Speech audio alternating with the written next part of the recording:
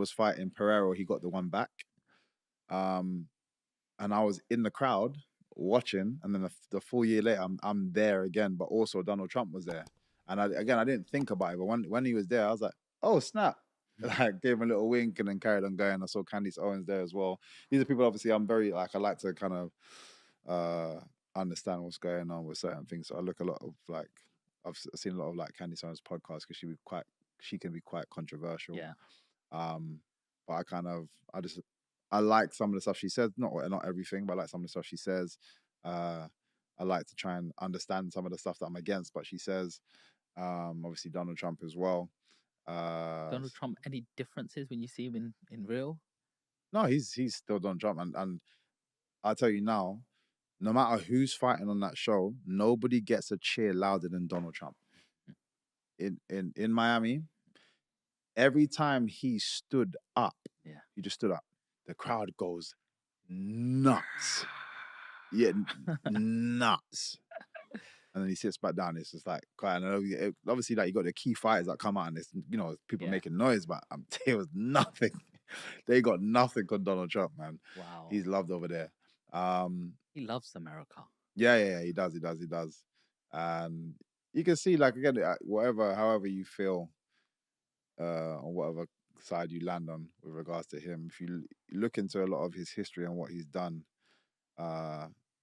he knows what he's doing. Mm-hmm. He knows what he's doing. Can I ask you a personal question? What's the highest celebrity's number that you have in your phone?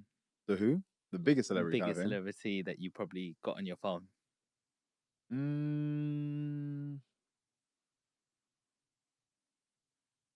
I guess it would be 50. But everyone's big in different ways. Like, yes. I used to chat to Tom Holland. Not Tom Holland, sorry. Tom Hardy, sorry. Because we were talking about something ages ago, and then just stay in touch. There's big musicians that I chat to all the time. A lot of them are more so from over here. Yeah. When you ring 50, does he pick up straight away, or would he get back to you in a week or two? Like, are they really that busy like you think they are? Yeah, it varies. He can get back to you months down the line, or he can get back to you straight away. It varies. So yeah, and he I know is so active, and he's a person that if you are, and for people that are busy as well, I get that. If you are not in his field of view while he's doing something, you can be forgotten very quickly because he's hustling. He's always moving. So I say when he's in town, I always check him. We always catch up, and we'll be chatting for hours. But then if he's not about, he's just doing his thing. So you got to keep trying to jump in his way, like, yo, what's up? But yeah, there's like I wouldn't, even with him, I wouldn't say we're close at all. Like we get on, and it's cool to have somebody like him that you can speak to on occasion. But the keys for me are people that can actually help, or I can help. You know what I mean? Like those are the interactions, and those are the relationships that mean more. Yeah. Like I respect all of these other guys. Yeah. But these ones are more integral, more key, especially to my growth. So ask me the same question, bro. Who's in your phone? Michael Venom Page. I love you, bro. Respect, man. Come on, bro, man. Honestly, you're that guy. Like, there's certain people who break barriers in your beliefs. When I first came on social media, I met a guy called Samuel Leeds. Very controversial. Some people like him, some people don't. Does a £1 course. Yeah, you might buy another course after that, but he does get you results as well. Okay. Whether that's breaking beliefs. And when I've started this podcast world, obviously I've met a lot of people, but when I met you at the O2 and how humble you are, I was like, there is real people out there. He doesn't let none of this get to him. And Not that's at the all. It's long. biggest thing. I respect that more than you're fighting. Yeah. I'm sorry, because I respect you in the cage as well. I'm like, I don't know how he does that, but that's his profession. Yeah. But outside that profession, like, I'm not gonna name any names, but I've met fighters and they don't have that energy. They're like, how much am I getting paid?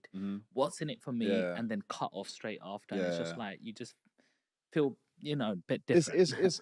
It's a difficult one because I'm being myself, but then there have been times where I'm like in the reverse role when I'm being nice, you can also have people take advantage of that. So then I also understand when I see some people in the similar statuses as myself be cold. I'm like, I kind of get you depending on how I can't say how you started, but I can also understand how you can get to that place. Yeah. Where if people have, messed you about too many times, you're like, hell no, I'm not allowing this again. And then I create certain channels for you to have to go through. So if you had just so happened to get to me directly for what, like, as we just kind of came across each other, it's like, I gotta be like, nope. Yeah. So I can also understand that. Yeah. And I had it at Bellator where I felt like I was I would be myself, but just I was being cool with everybody. When you're being cool with everyone, people let go of certain information and they talk about other fights. Oh yeah, we got to do this, and this guy's asking for that, and this girl, she says this and this. So you get all the little information. I'm not even asking, you just through conversation. But now I'm like, I kind of have an understanding of what people are asking for or demanding, and these guys are having to do it. Then I'll ask for something very small comparatively. Like, is it okay if this happened? Oh no, you might have to ask this person. And then I'm getting run around, and I'm like, wait, what's going on? You've told me that you do all of this. Yeah. These people are like, oh man, they need 20 people to come, and you have to run around and get all these 20 people. I asked if one person can my brother come with me? I'm not sure. Like, you have to. And there was a phase where I got cold with a lot of people just because I felt I was being messed around a lot. I got really cold with a lot of people. Everyone felt that, obviously, because I'm usually like more like, you know what I mean? And after that, I got treated 10 times better. And it was disgusting. I actually felt, I hated the fact that I had to be this way for people to, like, people come up to me like treading on eggshells because they're like, oh wait, something's off with MVP. So they're like, oh, is everything okay? And I'm just like, yeah. And then I'll be like, oh yeah, I need this stuff. Oh yeah, we'll get done together. And I'm just like, why did I have to be cold for you to respond that way? So like I said, everyone's got a story, and I'm not excusing bad behavior at all. Yeah.